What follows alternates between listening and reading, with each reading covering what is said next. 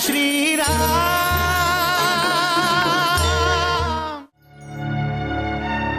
ए मंत्रा के वश में आके तू हमनी सबके और अपन आप के विधवा बना ले बाड़ू। अब तू राजमाता बनबू के गई। ऐसे सबसे पहले हम तहरा के ही भेंट देनी।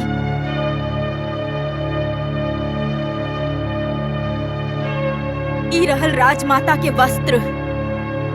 ला गई ला एकरा के पहिना।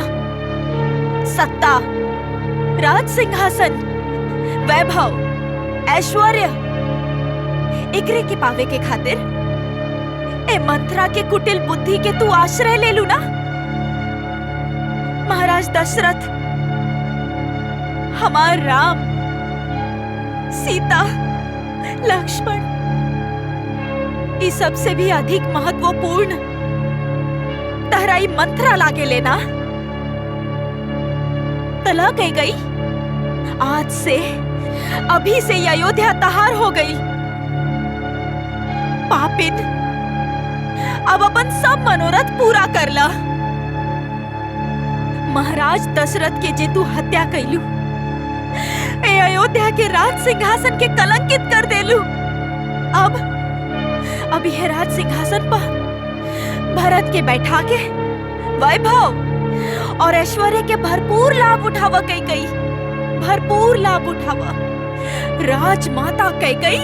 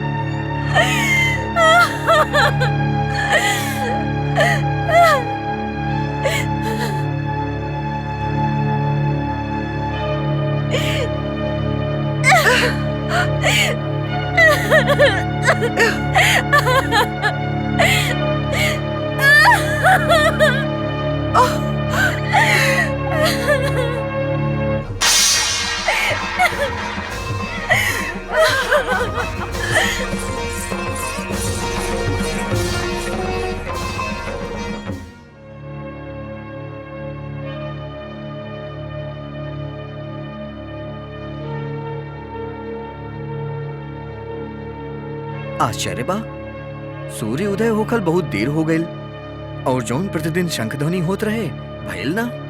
अरे हाँ, आज तक बहु शंखध्वनि ना सुननी। पता ना का हो गई। पता ना काहे आज नगरी में पताका और झंडा भी नहीं लहरा रहल। अवश्य कुछ अशुभ भइल बा। अरे सुना सुना सुना, अरे सुना, बुरा समाचार बा। हमनी के तो भाग फूट गईल। राजभवन से समाचार बा कि महाराज दशरथ के देहांत हो गईल। ये कैसे हो गया?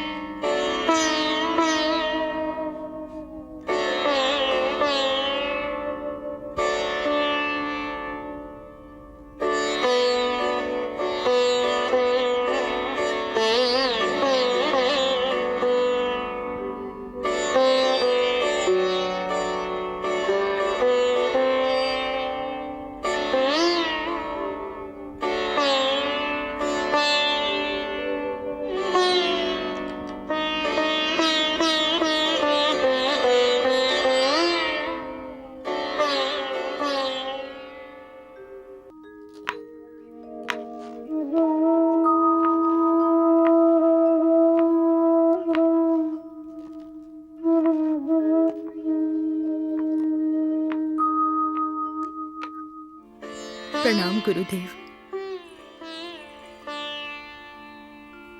विराजी, बैठी। गुरुदेव,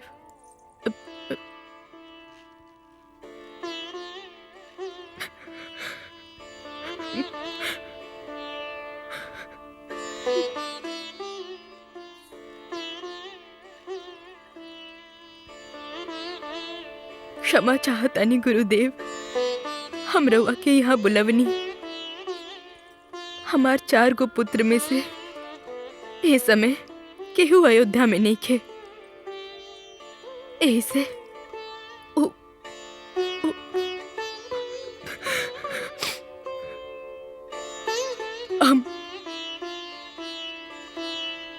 हम जानल चाहतनी गुरुदेव की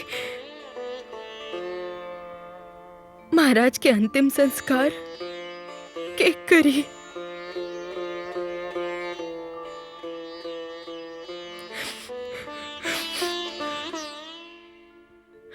के करी महाराज के अंतिम संस्कार।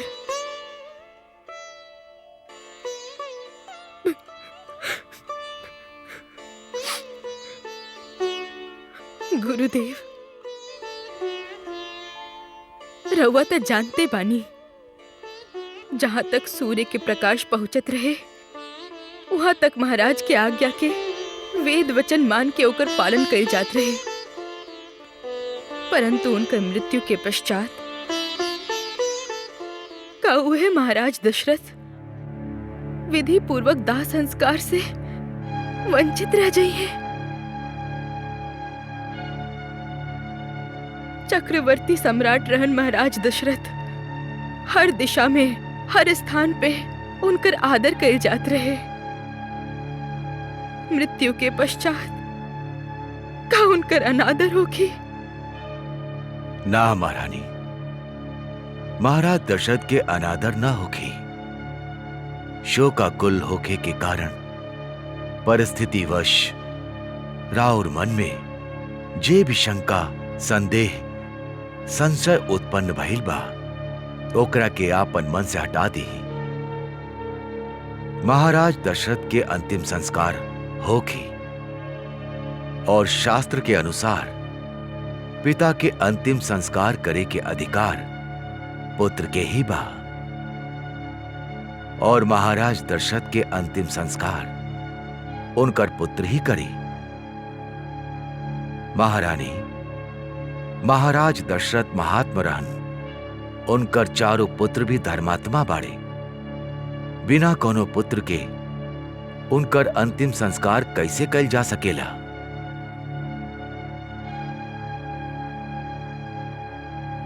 गुरुदेव, हम शीघ्र अतिशीघ्र रघुनंदन राम के अयोध्या लेके आवतानी। सुमंत, महाराज दशरथ देल वचन के पालन करे में आपन प्राण तगले पाड़े। उनकर मृत्यु के बाद उनकर आदर्श के ठुकरा के का हमने उनकर पावन स्मृति के अपमान करब?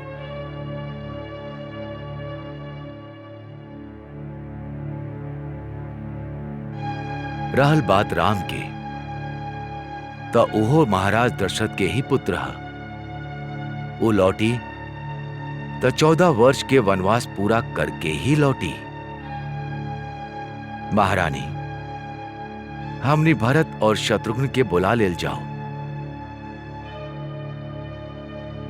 सुमंत, रउआ वायु के गति से भी तेज घोड़ा पे संदेशवाहक के भेज दी और उलोक के कहीं कि गुरु वशिष्ठ उलोक के तत्काल अयोध्या बुला रहल बाड़े।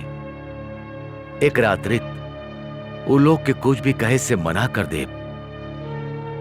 क्षमा चाहतनी गुरुदेव, परंतु महारानी, हमरा और हृदय में उत्पन्न भइल शंका के जान गइल बानी। रउआ कहल चाहतानी कि भरत और शत्रुघ्न के यहाँ आवे में कई दिन लग जाई और तब तक हमने महाराज दशरथ के शव के ऐसे नहीं रख सकत। रउआ चिंता मत करी, हमने महाराज दशरथ के अग्निदान और पिंडदान के पुण्य फल से वंचित ना रखा।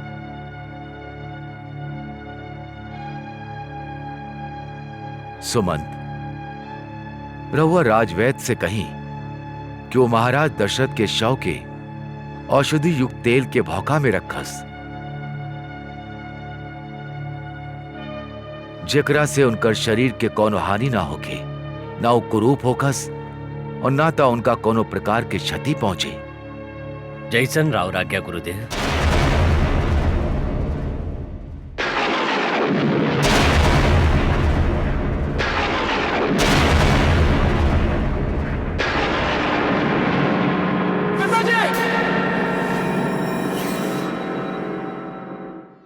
भरत भैया, एकर अर्थ बा रउआ कई बार बुरा सपना देखले बानी। हाँ शत्रुघ्न, हम पिताजी के पर्वत से गिरत देखनी है, सूखल समंदर देखनी, प्रज्वलित यज्ञ अग्नि के अचानक बुझत देखनी।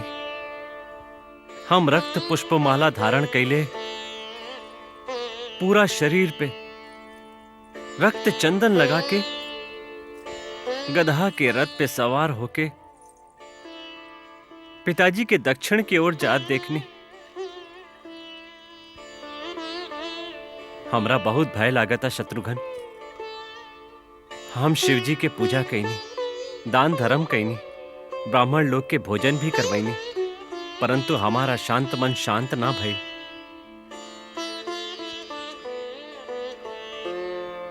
शत्रुघ्न, हमने के शीघ्र ही अयोध्या जाए के चाहिए। जब तक हम पिताजी के माता लोग राम भैया, लक्ष्मण, उर्मिला, जानकी भाभी के सकुशल देख नहीं खिलेत, हमार मन शांत ना होखी।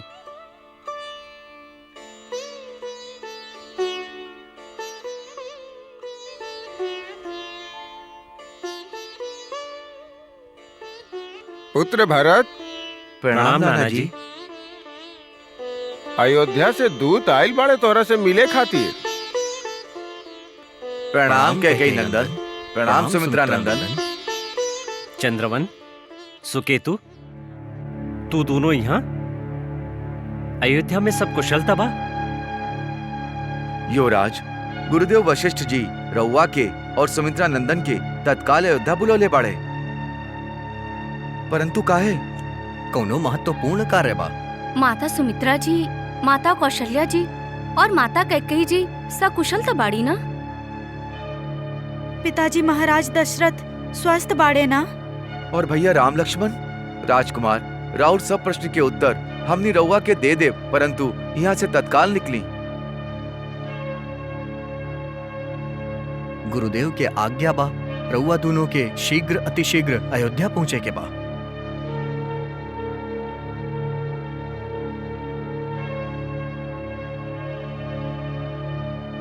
हमने क्या आज्ञा दी नाना जी?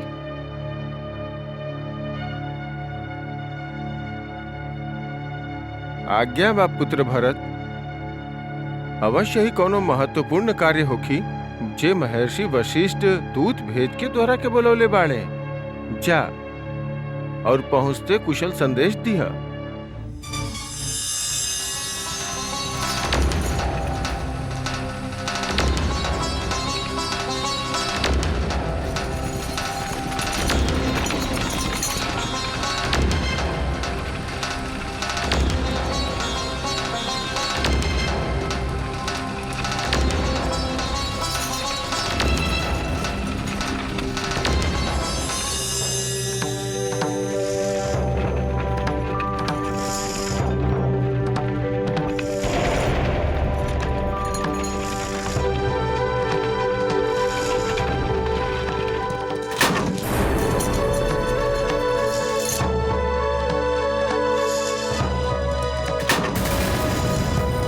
शत्रुघ्न, ऐसा लग रहा बा कि अयोध्या वासी हमनी से घृणा कर रहल बाड़े।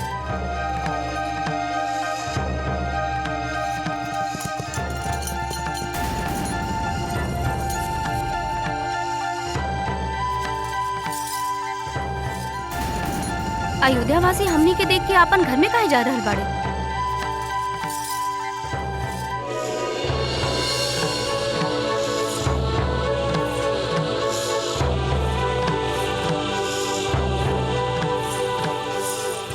महारानी, महारानी, महारानी, महारानी कैकेयी, हमार भरत आ गई, हमार भरत आ गई, हमार भरत आ गई।